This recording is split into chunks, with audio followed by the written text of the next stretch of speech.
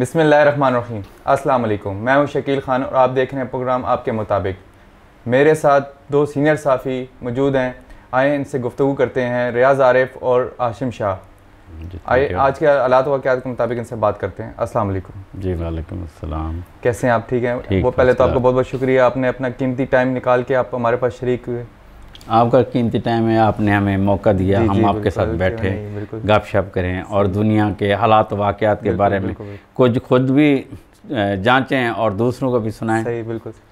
अच्छा रियाज़ आरिफ साहब, हम आपसे सवाल करते हैं कि हमारे वज़ीर-ए-आज़म साहब ने जिन वज़रा को, वफाकी वज़रा को कारकर्दगी पे इनाम पेश किया, उन्होंने ऐसे मुल्क के लिए क्या किया कि हमारे वज़ीर-ए-आज़म साहब ने उनको इनाम पेश किया? लेकिन बात यह है कि जब भी किसी हुकूमत की नाकामी का दौर शुरू होता है तो उसके जो वज़रा होते हैं ना, या उनके जो मुशीरान होते हैं, वो अपने वज़ीर-ए-आज़म को गलत सलत मशवरे देना शुरू कर देते हैं ताकि ये नाकाम हो जाए या इसकी जो ग्राफ है वो नीचे आ जाए। माशाल्लाह इसका ग्राफ इस हुकूमत को तो वैसे बहुत ज़्यादा है। आज उन्होंने एक अजीम गलती में, या वो कहते हैं ना कि गिरती हुई दीवार को एक धक्का और दो, तो उन्होंने अपनी काबीना के 10 अराकीन को तारीफ़ी सर्टिफिकेट दे दिए कि ये जो 10 हैं ये टॉप पे हैं और बाकी उसके नीचे हैं। बल्कि ये भी नहीं कहा कि बाकी उनके नीचे हैं, बस ये कहा कि ये 10 अरकान जो है। किया क्या था? हाँ, यही तो देखने वाली बात है। अब उसमें जो पसंदीदा लोग थे, जैसे ख़ासकर मुराद सईद हो गया, ठीक है, या खुसरो बख्तियार हो गया, ठीक है, सानिया निश्तर हो गई, इनको उन्होंने असद उमर हो गया, इनको भी वो टॉप पे ले आए। कहा कि इनकी जो वजारत की कारकर्दगी है वो बाकी वजारतों से अच्छी है और उनकी जो काबीना है या जो उनके सेक्रेटरीज़ हैं उन सब के मशवरे से या किसी एक के मशवरे से बल्कि इमरान खान ने उनको टॉप 10 करार दे दिया। अपने उन साथियों को, अपने उन कारीगरों को, अपने उन क्या कहते हैं खिलाड़ियों को भूल गया।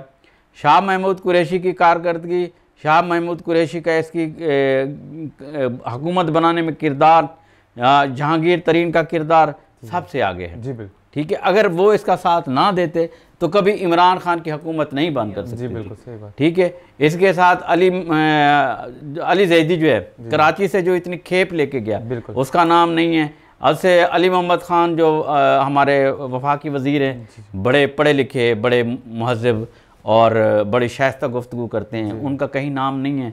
वो जो अपना आज़म सवाती साहब हैं, उनका कहीं कोई नाम नहीं है। जो वज़ारत कानून चला रहे हैं फ़रोग नसीम साहब, उनका भी कोई नाम नहीं है। ठीक है। जो वज़ारत रेलवे चला रहे हैं उनकी भी कारकर्दगी नील है। तो भाई इनकी कारकर्दगी क्या थी कि सबसे ये टॉप पे तो आ गए, बाकी जो थे वो नीचे चले गए। अब इसमें नाराज़गियाँ होंगी, काफ़ी नाराज़गी और बयान, बल्कि सहम गए होंगे। जी बिल्कुल। जब वो बैठे अचानक से ऐलान हुआ कि भाई वज़ीर-ए-आज़म साहब अच्छी कारकर्दगी वाले वज़रा को जो है ना सर्टिफिकेट देंगे और उनकी जो वजारत में काम करते हैं सेक्रेटरीज या जो भी, उनको क्या कहते हैं उसको बोनस भी दिया जाएगा। तो बाकी साफ ज़ाहिर है कि मुखालफत में आएंगे। और उमर अयूब जो है उसका नाम भी नहीं है। जी बिल्कुल। जो वजारत ख़जाना चला रहा है शौकत तरीन, उसका भी नाम नहीं है। सही। और जो लाहौर से सबसे ज़्यादा मेहनत करके हमाद अजहर आया है उसका भी नाम नहीं है। और क्या कहते हैं वो जो बिलावल कहता है गंदा वजीर, अली अमीन गंडापुर, उसका भी कहीं नाम नहीं है। ठीक है। और जो बोल बोल के थक जाता है शिबली फराद, उसका भी नाम नहीं है। अरे जो तारीख इंसाफ को टॉप पे ले जाने वाला है उनके नाम ही नहीं है, उनका नाम ही नहीं है। फवाद चौधरी को ये कैसे भूल गए? नहीं, फवाद चौधरी तो उनका बहुत करीबी है। देखे ना, उसको भूल गए। अभी बाद सियासतदान कह रहे हैं कि अभी ये तो गुस्सा निकाला है इमरान खान ने शाह महमूद पे कि वो उसको चीन ले गया, वो जाने पे राज़ी नहीं थे। जब चीन ले गया, चीन वालों ने जो इतनी इज़्ज़त अफजाई की शाह महमूद से, उसके बाद कोई बात नहीं आ रही। सही। भाई वजारत तो उसी की थी ना। बिल्कुल सही बात है। वजारत खारजा जो है ना वही उसको देखते हैं। और फिर एक ताज गुल है जो बोलते नहीं थकती, ठीक है, उनका भी कहीं नाम नहीं है। और वो जो मजहब इस्लाम का नाम लेते हैं, रात दिन मदीना की रियासत का जिक्र करते थकते नहीं है। वो नूरुल हक कादरी कहाँ हैं? कादरी साहब जो उस नाम ही नहीं है। जो वजारत मजहब अमूर चला रहे, हम तो इस्लामी मुल्क बनने जा रहे हैं। मुल्क है हमारा। हाँ, हम तो जो है ना रियासत मदीना है, लेकिन उसके जो इस्लामिक किरदार हैं उनका कोई जिक्र ना हो, तो फिर ये बड़ा मेरे ख्याल में ये जो है ना इनके मुशीरों ने आज इमरान खान को सही तरीके से मरवा दिया। इसके अंदर कहते हैं किसी दुश्मन को मारना हो ना तो उसके अंदर से दुश्मन आप पैदा करो, सही, बिल्कुल। जो आपको मुखबरियां भी दे, आपको उनके राज भी दे। अब इन्होंने चंद वज़रा को, अब पता नहीं 58 है या 53 वज़रा हैं, वज़ीर मुमलिकत है, मुशीरान, उनमें से 10 को तो आगे टॉप पे कर दिया, बाकी जो 40 अरकान हैं वो खुश तो नहीं होंगे, उनकी कारकर्दगी तो नेल हो गई।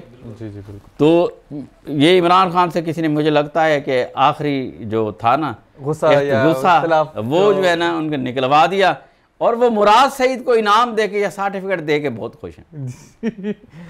वो अभी एक खातून कह रही थी, पीपल्स पार्टी की हैं, पहले PTI में रही हैं जी।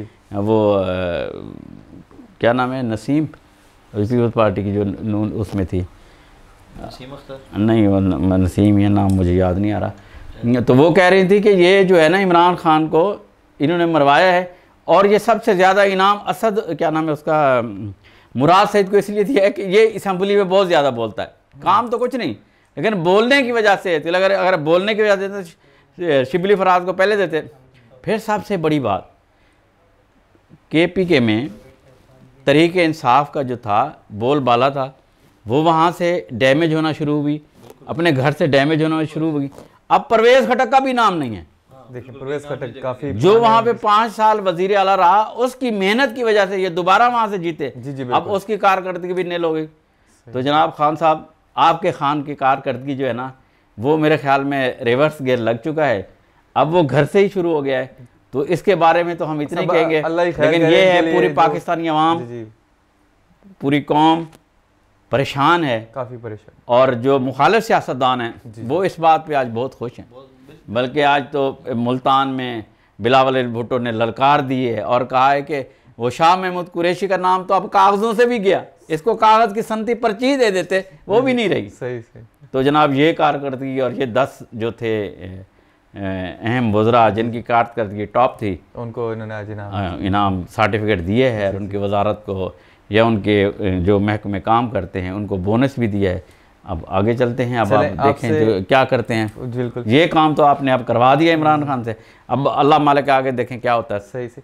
अच्छा, आपसे पूछते हैं, जो फैसल वाडा की नाली केस है, मुझे ये बताइएगा कि 3 साल वो हुकूमत में रहे, उसके बाद अभी नाइल उसको करार दे दिया गया, ये इसका कोई आप बता सकते हैं क्या है? फैसल वाडा की जो पैदाइश है जी जी, वो अमेरिका में हुई थी। सही सही। तो ये अमरीकी शरीयत रखता है, अमेरिका में पैदा हुआ है। ये 2011 में पाकिस्तान में इसने सियासत का आगाज़ किया, और सबसे पहली पार्टी इसकी PTI है। ये गाड़ियों का काम करता है, वहाँ से गाड़ियाँ, जो जापानीज़ गाड़ियाँ आती थी पाकिस्तान पे, उस वक़्त इसने कारोबार यहाँ शुरू किया, और वहाँ से फिर मोटरसाइकिलें जो हैवी बाइक कहते हैं वो ली, तो इसका नाम बड़ा ऊपर चला गया। तो इसकी जो नाअहली की वजह है वो ये है कि इसने 2018 में इलेक्शन लड़ा, नवाज शरीफ को 600 वोटों से इसने हराया। जब हराया, इसके मुकाबले में पीपल्स पार्टी के कादर मंदोखेल साहब भी थे, तो वो इसके ख़िलाफ़ कोर्ट में चले गए और उन्होंने दावा किया कि इसने जो हलफनामा दिए है वो गलत दिया है। वो पाकिस्तान का ये कानून है, कोई भी इलेक्शन में पाकिस्तान में हिस्सा लेगा तो वो किसी दूसरे मुल्क की शहरियत नहीं रखेगा, ठीक है। तो जब हलफनामा भरा गया, जो पेपर दिया गया, तो वो जून 2018 था, ठीक है। जून 2018 में 20 या 22 जून को जिसने हलफनामा दिया, उसमें जिसने कहा कि मैंने अमरीकी शहरियत छोड़ दी है, मैं पाकिस्तानी शहरियत रखूँगा, मतलब 2 में से एक कोई छोड़नी थी तो उसने छोड़ दी।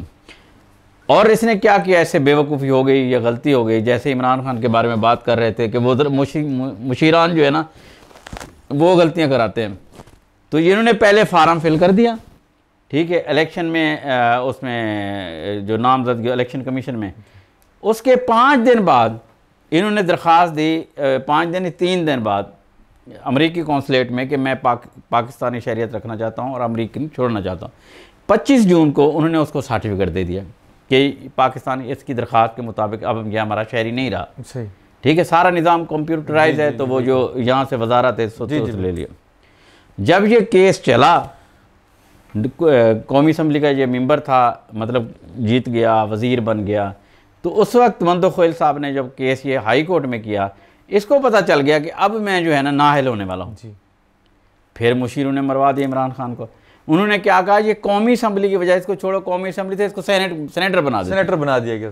ठीक है, तो जब सेनेटर बना दिया गया, इतनी देर में हाई कोर्ट का फैसला आ गया कि ये नाअहल है।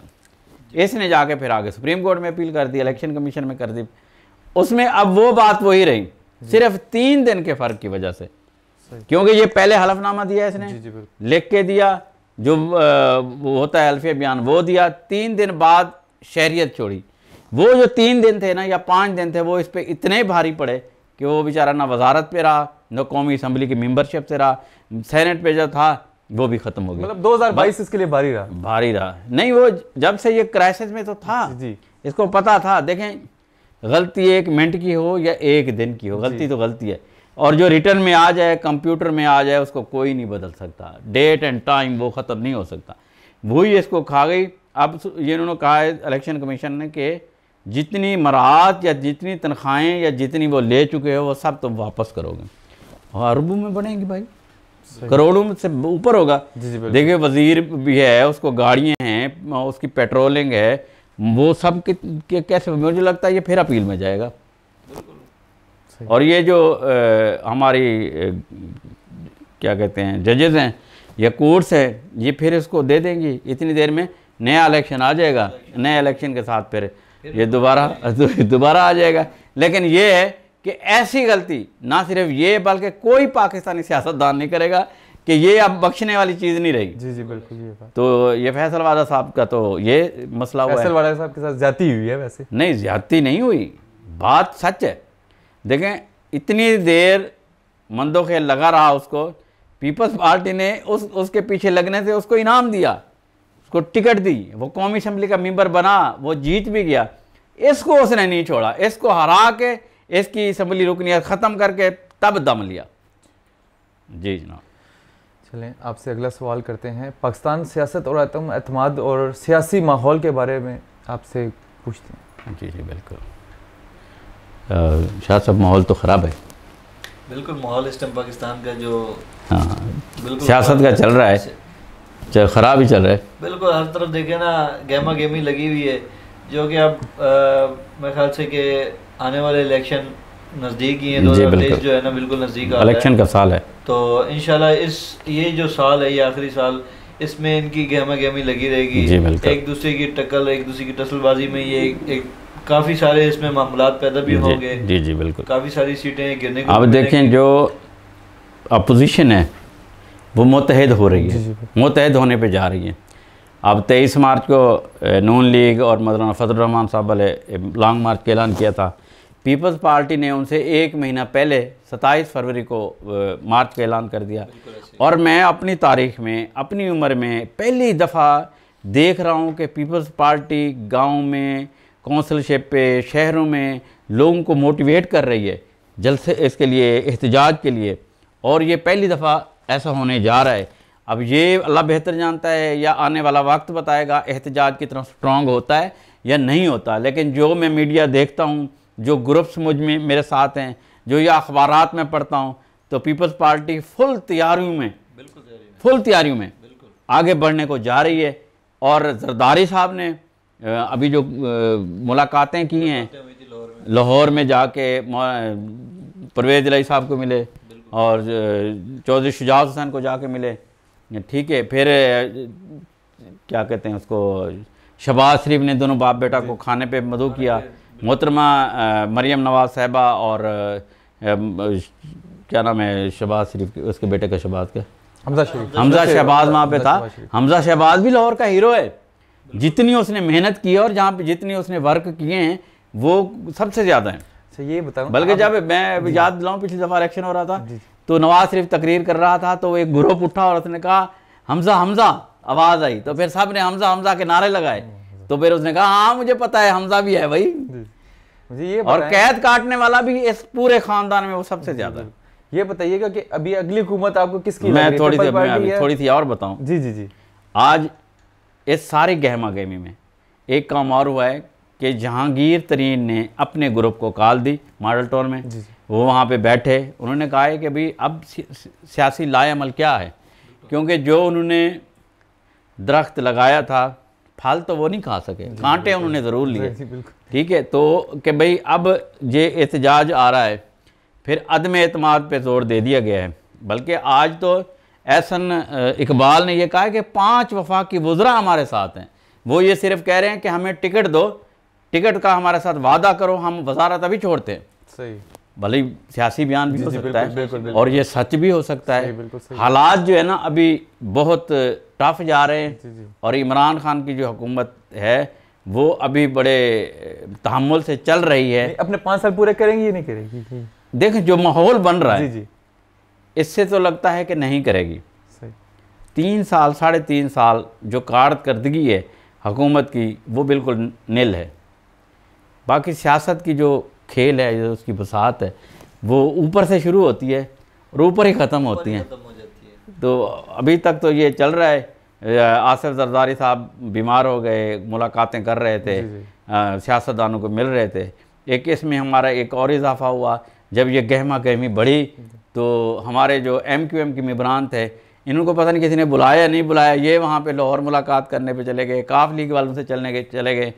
तो मैं लगता है कि कुछ ऐसा बन रहा है जो खुद ब खुद जो है ना हिलजुल हो रही है, कोई ना कोई, या क्या कहेंगे इसको, वाइब्रेट हो रही है गवर्नमेंट, कुछ ना कुछ चल रहा है। तो सियासत जो है वो सियासतदानों का काम तो है। ये नहीं बताया कि मैंने आपसे सवाल किया कि आप अगली हुकूमत किसकी होगी, ये तक आपको? अगली हुकूमत जो है ना वो तो इलेक्शन जीत के जो आएगा वो उसी की होगी।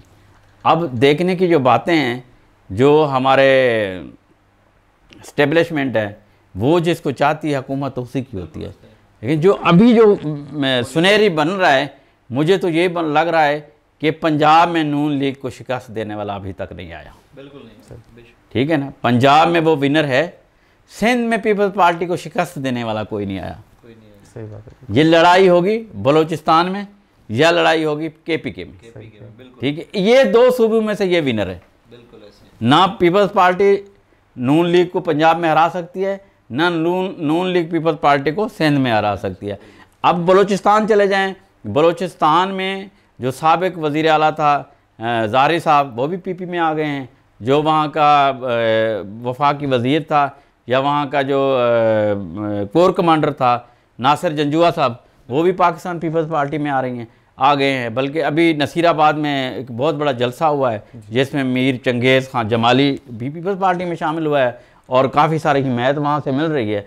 इसी तरह पीपल्स पार्टी का जो ज़ोर है वो बलूचिस्तान में भी है, सॉरी KPK में है। वहाँ भी इलेक्शन जो आया अभी, चलो सेकंड पार्टी रही है, तो ज़ोर इन 2 सूबों पे होगा।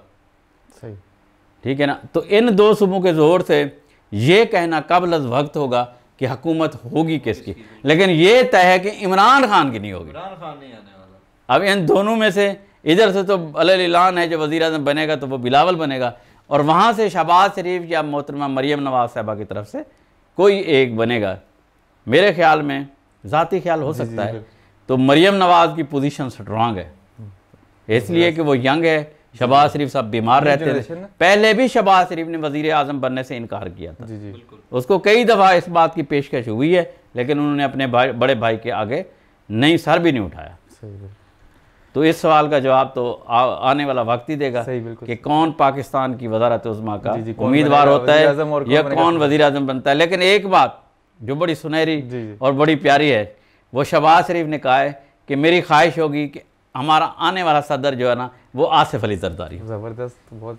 और उससे आगे जब वो मुलाकात पे गए तो परवेज़ इलाही ने कहा कि आप बड़े दिल वाले हैं, आपके दौर में हमारी 17 वजारतें थीं, अभी इमरान खान एक भी नहीं दे रहा।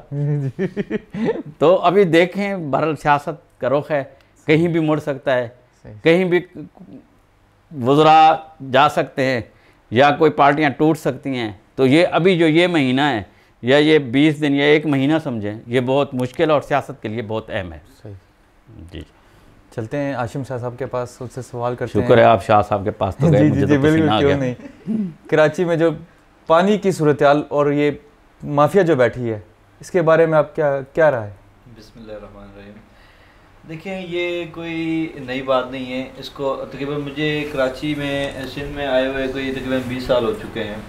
तो 20 साल से तकरीबन मैं यही देखते आ रहा हूँ, पानी की किल्लत शुरू से। सीवरेज लाइनें भी सब अवेलेबल हैं, पानी की किल्लत में दिन ब दिन इजाफा होता जा रहा है। अब ये जितना भी क्रेडिट जाता है ये सारा माफिया को जाता है। अब देखिए पानी तो अवेलेबल है, टैंकर वाले पानी कहाँ से लाते हैं? देखिए टैंकर 6,000 रुपए का, और गर्मियों में देखिएगा 10,000 तक वो पहुँच जाते हैं। अब देखिए ना ये पानी कहाँ से आता है? जाहिर सी बात है पानी आ रहा है तो आगे वो उन्होंने एक किस्म का टैक्स लगाया हुआ है हर चीज़ पे। हम देखें रोड टैक्स भी देते हैं, हम पानी का टैक्स भी देते हैं, हम सीवरेज टैक्स भी देते हैं, हम हर चीज़ का टैक्स देते हैं, लेकिन हमारे लिए फैसिलिटीज़ इस टाइम पाकिस्तान में ना होने के बराबर है। ठीक है, तो लिहाजा ये जो मौजूदा हुकूमत है हमारी और मौजूदा सिंध की जो हुकूमत है, तो मेरी इनसे अपील है कि लिहाजा इस पर गौर करें, क्योंकि ये काफ़ी गहरा मेरा ख्याल से अगर देखा जाए पानी का मसला ही तो सबसे अहम मसला है। जहाँ पानी ना हो, देखें ज़िंदगी की जो ज़रूरतें हैं उसमें पानी जो है ना वो अहम सतून है। अगर हम पानी ना पिए तो जी नहीं सकते, हम अगर नहाएं ना तो हमारे लिए ज़िंदगी गुजारना मुश्किल है। अगर हम कपड़े धुले हुए नहीं पहनेंगे तो हमसे बू आएगी, नहाएंगे नहीं तो फिर क्या होगा? पानी हमारे ज़िंदगी का बहुत अहम सतून है। कराची में ये मसला है कि पाकिस्तान इसको किसी ने, मैं ये कहता होता हूँ कि कराची सबका है, कराची का कोई नहीं। ठीक है, कराची के लिए कोई नहीं सोचता, अपने लिए सब सोचते हैं। ये हम जो मुस्तफ़ा कमाल है, ये जब मेयर था इसने कोशिश की थी पानी के लिए, चंद इलाकों में इसने पानी मुयस्सर भी करवाया। देखें तारीफ़ जो बंदा जिस तारीफ़ के काबिल हो करनी चाहिए, उस वक़्त उसने पानी के लिए कोशिश की थी और DHA में भी पानी लाने की उसने वो किया था। यहाँ पे अब मैं आपको बताऊं कि फेज़ 8 जैसे इलाके में जहाँ पाइपिंग ही नहीं है, DHA वहाँ से सालाना के बेस पर पानी के पैसे लेती है। पानी नहीं है, पानी के पाइप नहीं है, कुछ नहीं है, लेकिन वो ले रहे हैं। अब यहाँ पे पूरे DHA में फ्लैटों से जो एक कंट्रोलमेंट बोर्ड के जो पैसे जो पानी के होते हैं, पानी तो है ही नहीं। CBC उनसे पेमेंट चार्ज कर रही है और फिर उनके अपने ट्रक हैं जिसकी सालाना पैसे लेते हैं। ठीक है, साल भर पानी देंगे, कोई नहीं देता पानी, पानी ऊपर ऊपर से भेज जाते हैं। वो उनके ट्रक की बात आप करते हैं, मैं 2 दफ़ा गया, उन्होंने कहा आपके घर आप 5 दिन बाद पानी भेज देंगे, ना वो 5 दिन आए ना वो पानी आया।